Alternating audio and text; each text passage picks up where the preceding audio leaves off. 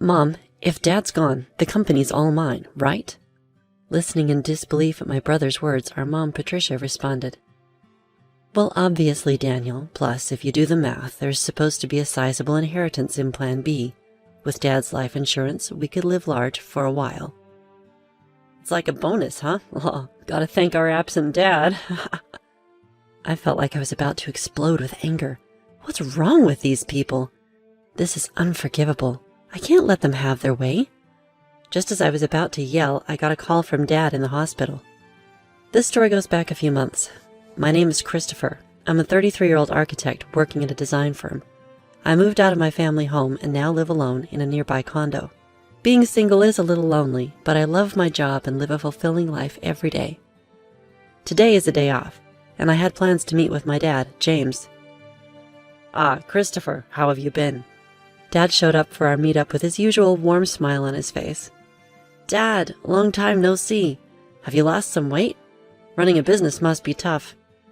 Work keeps me busy, but I'm doing well. Let's get going. I occasionally meet up with my dad like this to catch up over a meal.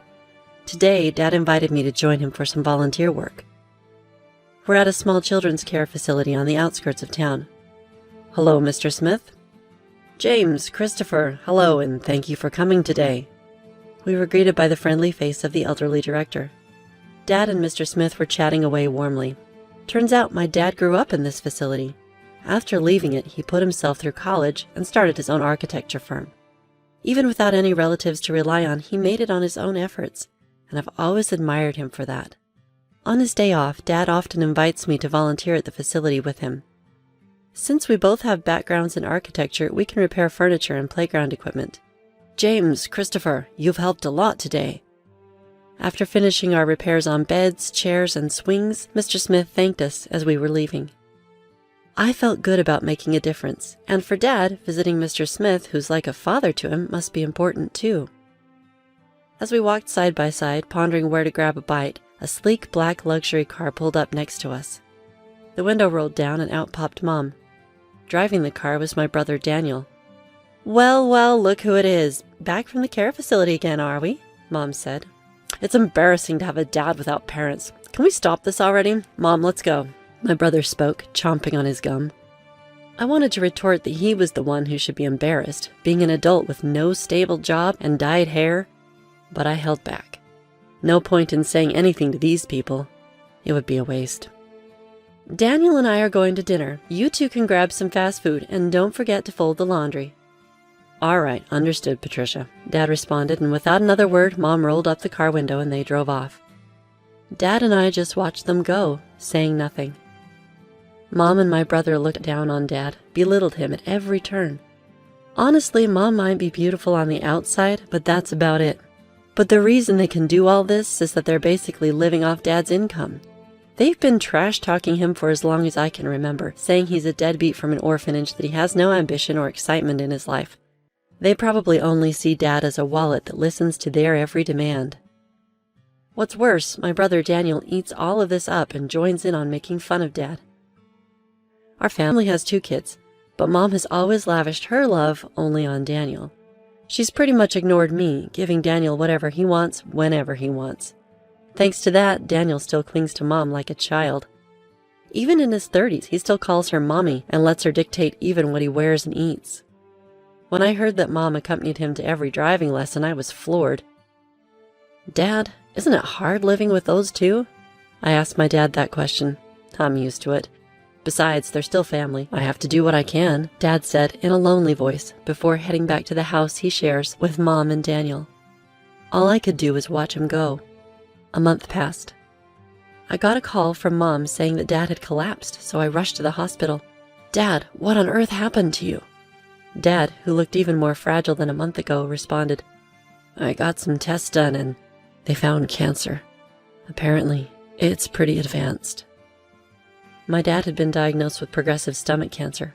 According to the doctors, he had about 3 months to live, give or take. I never thought this would happen, especially since he's only in his 60s.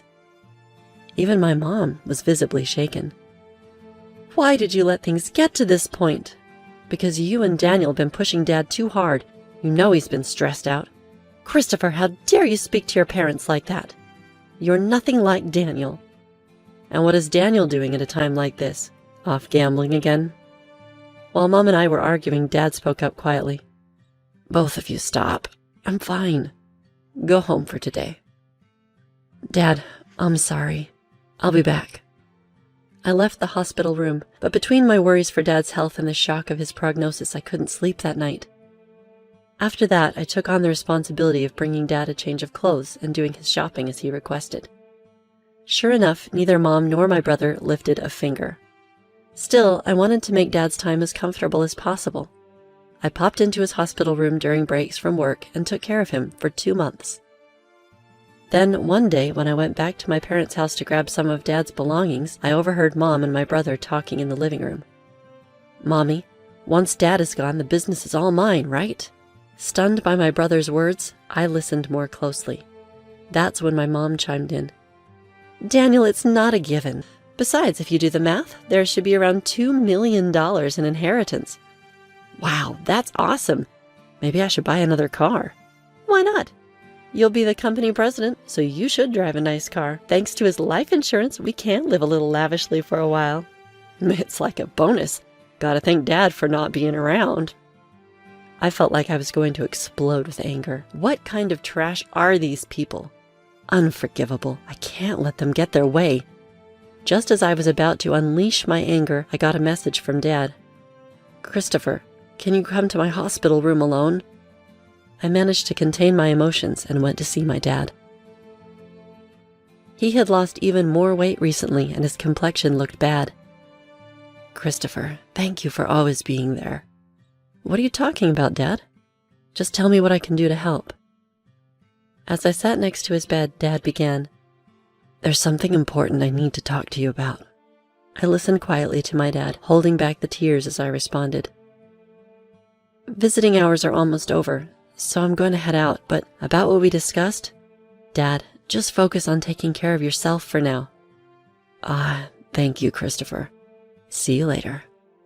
In the end, that was the last conversation I had with my dad.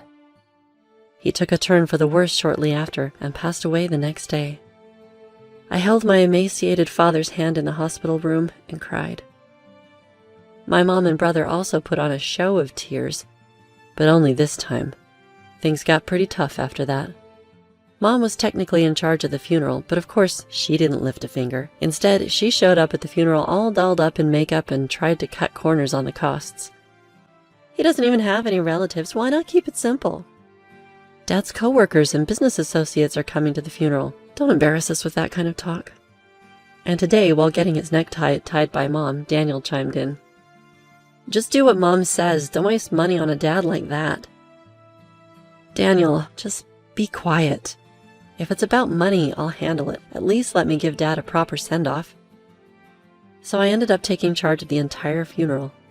It seemed Dad was well loved by many people. Lots of folks came to pay their respects. That made me really happy. About a week had passed since the funeral ended. That's when Mom spoke up, now that we were a family of 3. Finally got that person out of the picture. Now the $2 million inheritance is all ours, right, Daniel?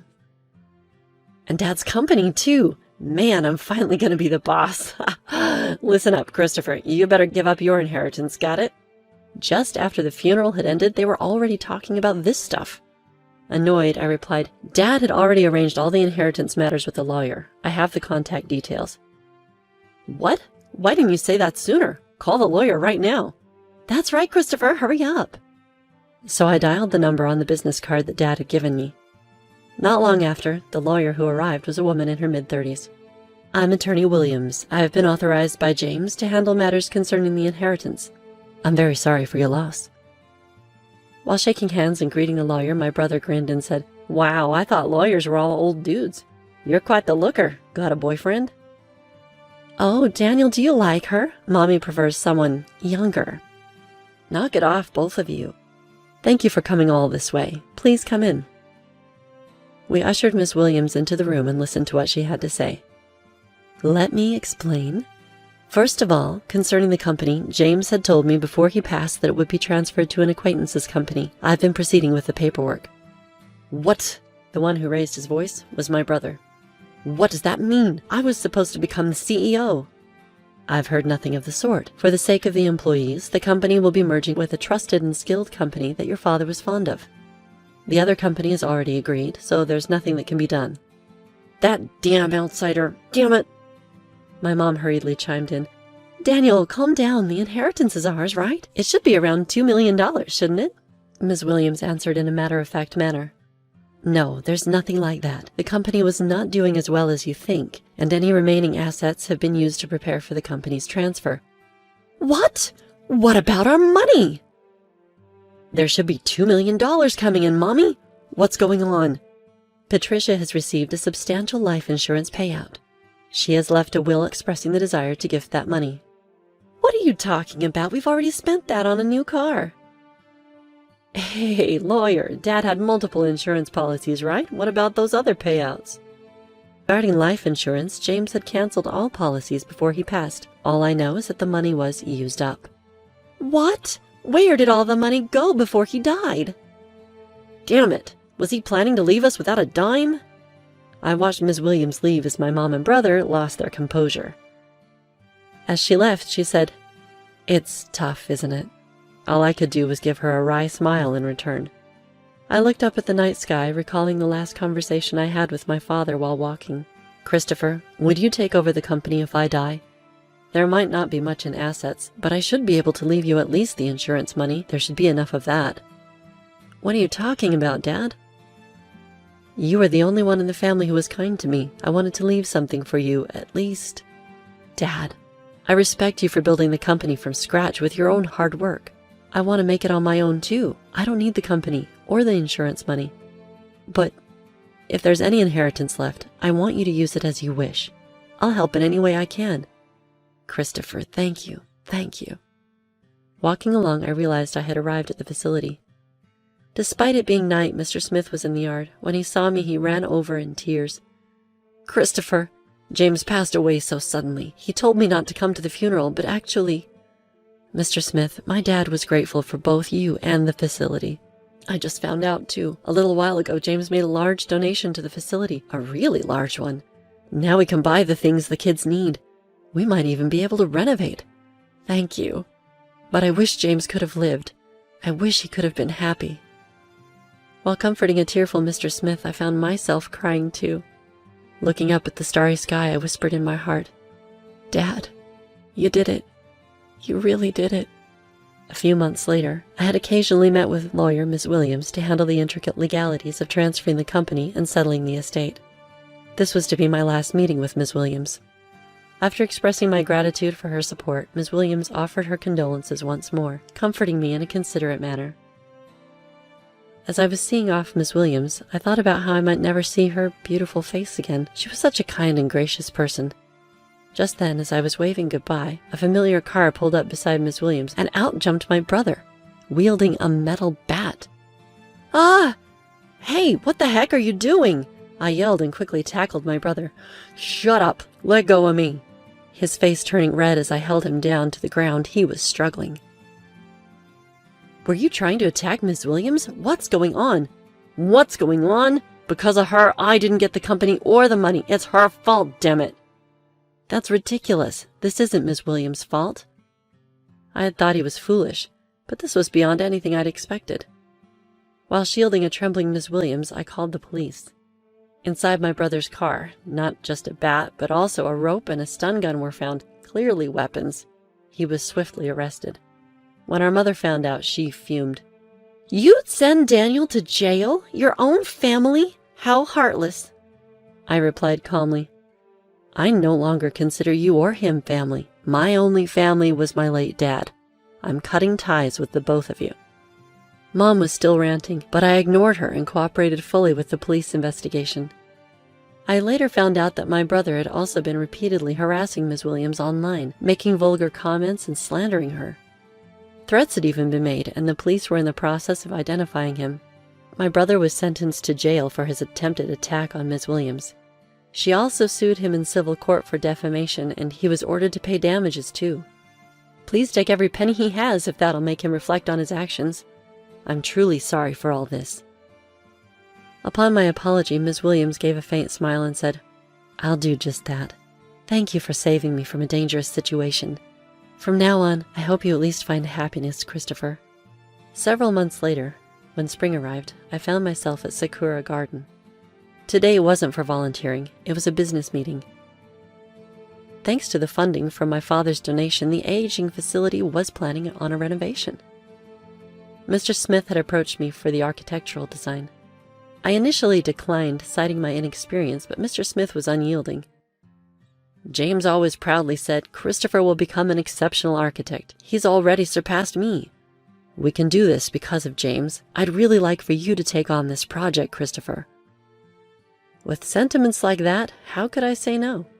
I wanted to create a wonderful building that brings even a small amount of happiness to the kids and Mr. Smith. I'm sure my dad would have been proud of that. As for my brother, well, he hasn't changed, even after his sentencing. Actually, he's become even more irresponsible. Though he avoided jail due to probation, he still begs our mom for money daily, starts drinking in the afternoon, and gambles away what he borrows. My mom is being pushed around by my brother every day. The large house we lived in, thanks to my dad, along with the car bought with insurance money, were sold to pay for Ms. Williams' compensation and my brother's bail. Now it seems they live together in an old apartment. A friend told me, "She's lost her beauty, looks more like an old woman now." She brought this upon herself, but I hope she at least reflects on how she treated my dad poorly before he passed away and raised my brother to be such a mess. One last thing. I'm going to marry Ms. Williams, the lawyer, soon. She told me in confidence that she felt attracted to me after I saved her from my brother's violent behavior. She's a bit on the serious side, but I really love her for her kindness and dependability. From here on, I aim to work hard and be like my dad, building a warm and loving home.